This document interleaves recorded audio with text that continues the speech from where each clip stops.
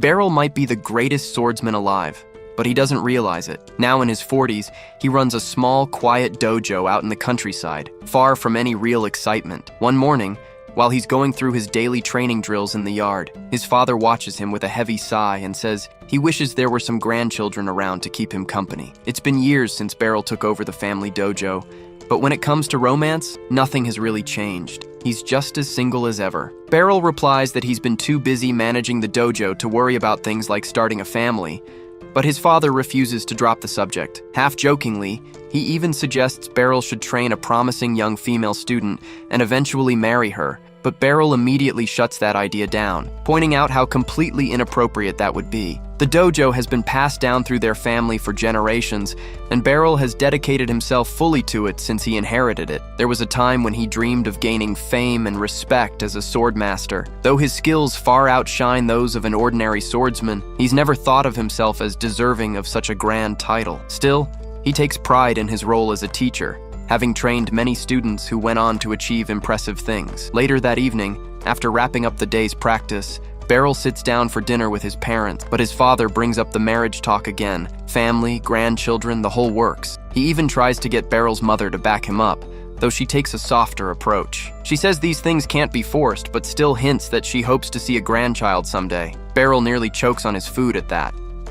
It's easy for them to say, but the reality is different. He doesn't even have a girlfriend, let alone any plans for a family. It's not like some beautiful woman is just going to show up at their doorstep. Except, right at that moment, there's a knock at the door. When Beryl answers it, he's stunned to see a strikingly beautiful woman standing there. She greets him politely, calling him Master. Once he gets a closer look, he realizes it's Aludia Citrus, one of his former students. He invites her inside and offers her some tea while they catch up. Beryl remembers her well. She had been a gifted and hardworking student. What surprises him, though, is hearing that she's risen all the way to become the commander of the Royal Knight Order. Wondering why she's come all this way, Beryl asks her about her visit. Alutia explains that, as Knight Commander, one of her responsibilities is to oversee the training of new recruits. After giving it some thought, she decided to personally recommend Beryl to become a special sword instructor, and to his shock, the Imperial Court approved her recommendation, making it an official command. That's why she's here, delivering the news in person. Beryl never really wanted to become an Imperial instructor,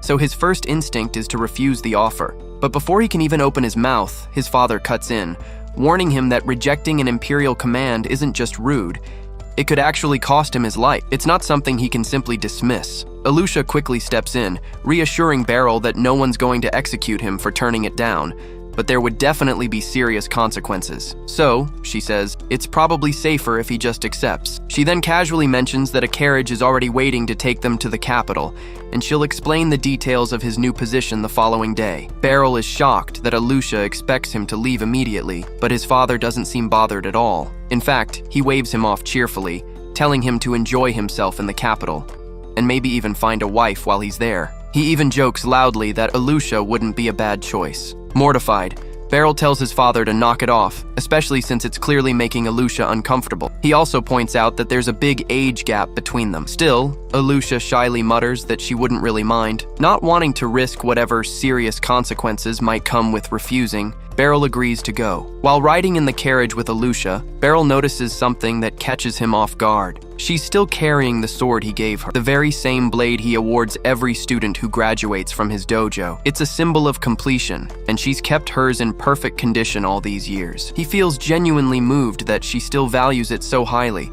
although he thinks it's not nearly good enough for someone of her level. She could easily afford a better weapon from a skilled blacksmith, but Alutia insists she's perfectly happy with it. Beryl figures she's just being sentimental, that she still sees anything from her old teacher as more special than it really is. After all, in Beryl's mind, he's just an ordinary swordsman. He doesn't believe he's qualified to take on such an important role at the Imperial Academy. At that moment, Alutia grins and teases him, saying she's excited for the country bumpkin swordmaster to make his big debut in the capital. Beryl shoots her a puzzled look, wondering who on earth she's talking about.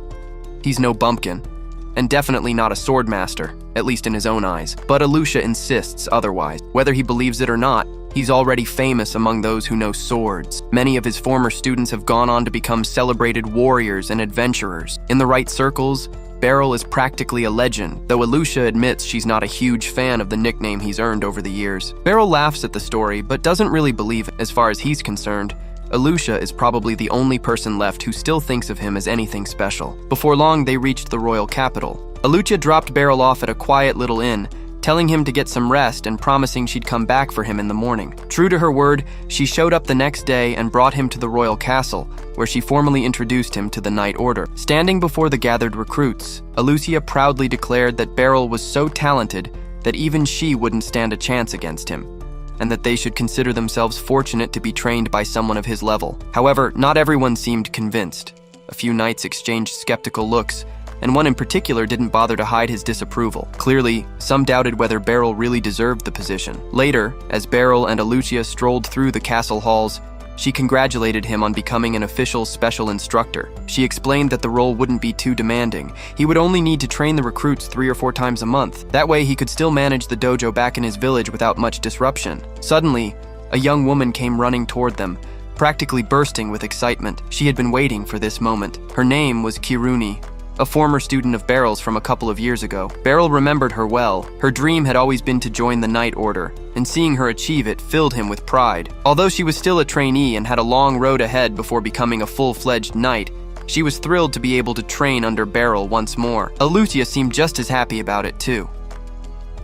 Later that same day, Beryl returned home, expecting a quiet night, but the moment he stepped inside, he found a familiar face waiting for him, another old friend. It was Randrid, and he hadn't come alone. He had brought his wife and their newborn baby to introduce them. Beryl was overjoyed to see Randrid doing so well, but before he could say much, his father, as blunt as ever, cut in, telling Beryl not to come back until he had a wife and child of his own. Randrid had gone on to become a platinum-ranked adventurer after graduating from Beryl's dojo, an impressive achievement. But now that he had a family, he had decided to retire and return to the village. Beryl was surprised that Randrid would walk away from such a high-ranking adventurer status so easily, but he understood. The dangerous life of an adventurer wasn't ideal for someone with a family to protect. As they caught up, Randrid casually mentioned that he planned to help out by running the dojo. Beryl, confused, asked what he meant, and that's when his father dropped the real news.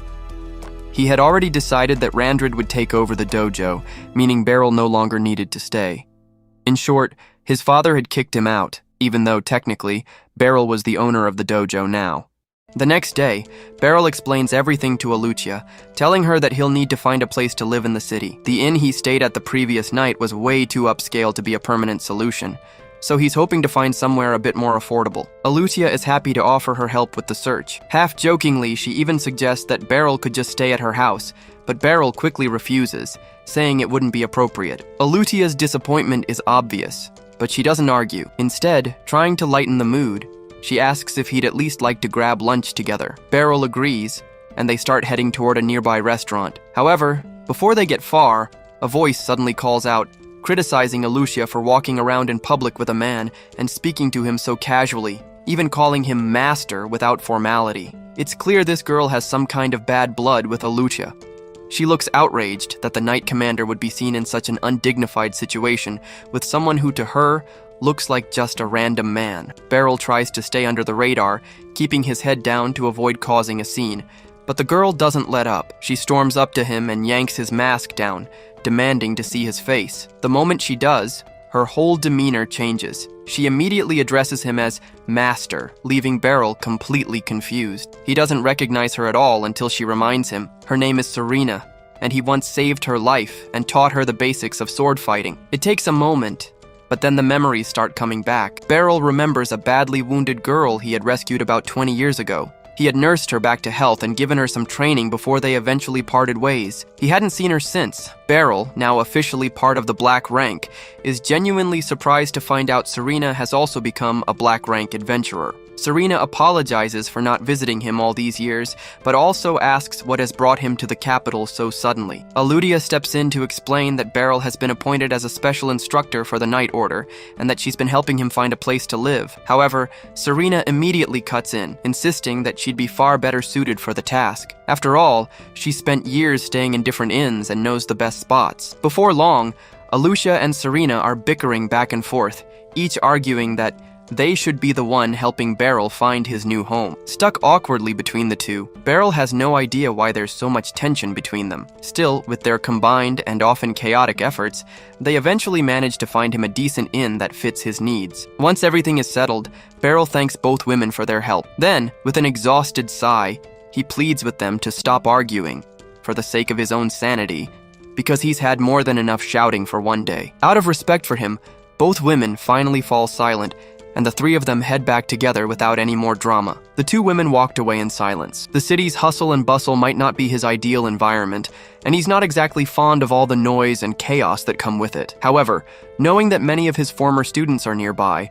brings him a quiet sense of comfort. Perhaps, just perhaps, he won't feel so out of place here after all. The following day, the usual training session for the Night Order is taking place. On the field, Vice Commander Henblitz is showing off his skills, easily outclassing every sparring partner with his sharp, precise swordsmanship, making it clear that he's on a whole different level. After finishing his bout, Alutia steps forward and makes an announcement. She informs everyone that there will be a change in plans. Beryl will now be training them more frequently, not just once a week. Starting that day, he will be part of their training sessions, and she expects everyone to push themselves harder than ever. Beryl then steps up to introduce himself, expressing his excitement about working with them. However, before he can even start his first session, Henblitz approaches him directly with something to address. Henblitz explains that to be appointed as a special instructor for the Night Order, one must prove a certain level of strength. So, as part of the protocol, and with no disrespect, he's officially challenging Beryl to a duel. It's nothing personal. Henblitz just wants to confirm that Beryl is truly qualified for the role. As Vice Commander,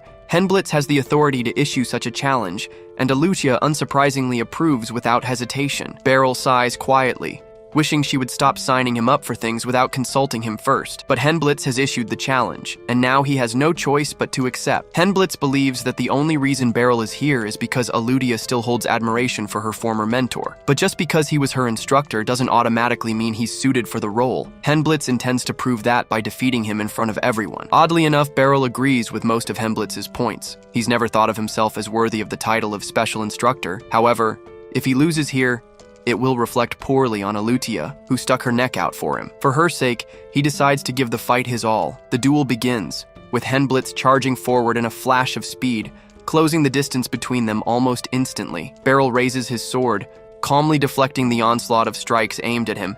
He's genuinely impressed by Henblitz's speed and the brutal power behind each blow, but Beryl knows that if he times it just right, if he can deflect one strike at the perfect angle, he can create an opening, and that's exactly what happens. With a precise deflection, he catches Henblitz off guard and lands a blow to his head. As Henblitz off guard and closes the distance, his blade poised for a finishing blow.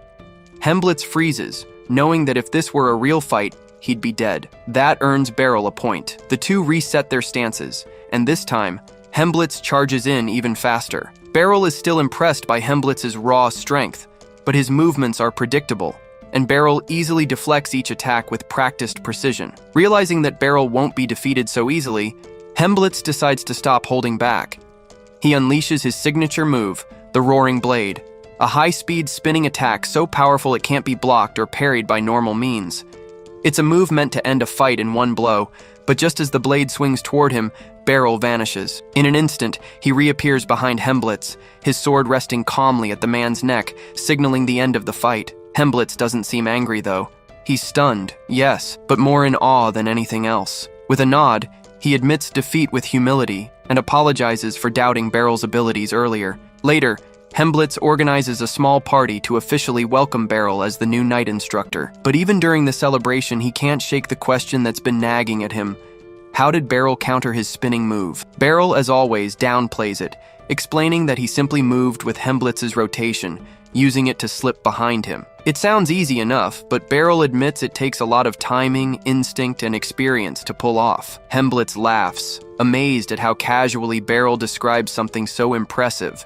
Regardless, he's genuinely excited to train under him, and the rest of the recruits share his enthusiasm. A week has passed since Beryl started his role as an instructor, and as two knights spar on the training grounds, Beryl walks over to offer a quick tip. He's been observing their technique for a while, and while their swordplay is solid, he points out that their spacing needs work. He demonstrates how focusing too much on an opponent's blade can leave them vulnerable to a surprise attack before they realize the gap has closed. It might seem like a small thing, but in a real duel, even half a step can be the difference between life and death. Beryl thought it was just a simple tip, but the way everyone is looking at him, you'd think he'd just revealed some ancient secret of swordsmanship. Since his duel with Hemblitz, the knights have been hanging on his every word like it's gospel. Beryl doesn't mind though.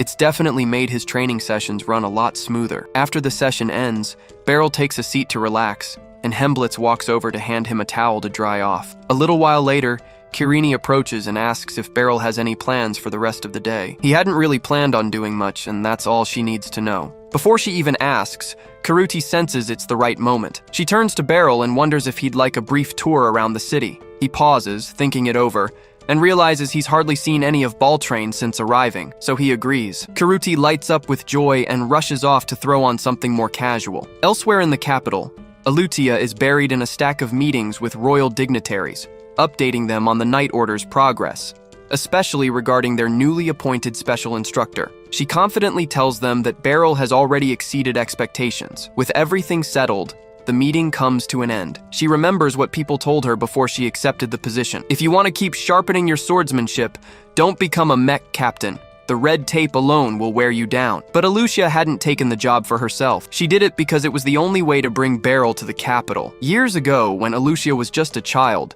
her parents enrolled her in Beryl's dojo for basic self-defense. From the moment she met him, she knew this was someone honorable. Once she began training, Beryl had her drilling sword forms, hopping between tree stumps to build her footwork, and doing simple routines to strengthen her core. His style wasn't exactly traditional, but in time, wielding a sword became second nature under his mentorship. One day, Beryl asked if she'd like to spar.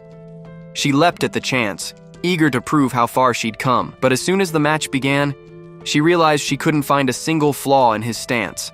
Not one opening. She'd grown up thinking all sword instructors were like him, formidable, disciplined. But that illusion cracked during a trip with the dojo to a friendly mock battle against another school. Her opponent in that match was a mess, rushing forward with zero control, swinging wildly with no sense of timing. Alutia dismantled him in seconds. Later, as their group made their way back, Beryl seemed pleased that his students got to challenge themselves against unfamiliar styles. Along the path, Alutia asked if their dojo was simply better. After all, they'd won every duel, and even Beryl had defeated the other master. But Beryl didn't like thinking in terms of winners or losers. Sure, they were victorious, but what mattered most was what they took away from the experience. Alutia understood. But then she realized something. Her hairpin was gone. It was precious to her, and she must have dropped it at the rival dojo. She told Beryl she'd return to look for it. When she got back and started searching the grounds, she spotted the same boy she'd fought earlier. He had her hairpin in hand. For a moment, it looked like he was about to simply hand it over and pretend. Of course, things couldn't be that simple. Instead of handing it over, he tossed the hairpin into the dojo behind him and smugly told Alutia she'd have to fight everyone inside if she wanted it back. He'd lost earlier, sure, but with backup, he figured the odds were now in his favor. Judging by how poor their swordplay had been before, Alutia probably could have handled them all with ease, but she remembered Beryl's teachings. He wouldn't want her using her skills to lash out over pride, so instead of retaliating, she held her ground, bracing herself for the incoming blow. Just before the strike landed, Beryl stepped in, taking the hit in her place. It didn't hurt him much, but he winced slightly. Calmly, he looked the boys in the eye and asked if this was really the kind of swordsman they aspired to be. Still not grasping the gravity of what he was doing, the ringleader tried to smack Beryl on the head this time. Beryl smoothly dodged, and with a single fluid motion, disarmed him. In the blink of an eye, he was already fending off strikes from the others, parrying their attacks with precise, measured skill. Before the scene could escalate further, the dojo master appeared, having rushed over after hearing the noise. His face was full of regret and disappointment. Kneeling with a solemn expression, he offered Beryl a heartfelt apology, promising that something like this would never happen again under his roof. As they walked back home, Beryl and Alutia walked side by side. He told her that he'd had a bad feeling when she went back for her hairpin, so he followed, just in case. It wasn't anything serious, he reassured her. She hadn't done anything wrong and shouldn't blame herself. If anything, he blamed himself for letting one of his students face a risky situation without being there. Years went by. Now, Alucia stood sparring with Beryl once more. His technique remained as sharp as ever. But this time, she managed to keep pace, and finally, she landed a clean hit on him. Beryl smiled, genuinely impressed with how far she'd come. He told her she was ready. It was time to graduate from the dojo. With quiet pride, he presented her with her ceremonial sword. By then, Alucia had come to realize something. Beryl had no idea just how incredibly skilled he truly was. She didn't want to leave. There was still so much more she could learn from him. But she didn't want to make things harder for him by refusing. So instead of arguing, she made herself a promise. She would prove to the world that Beryl's teachings were second to none. That's why she took the Night Order's entrance exam. And just as she expected, Beryl had prepared her perfectly.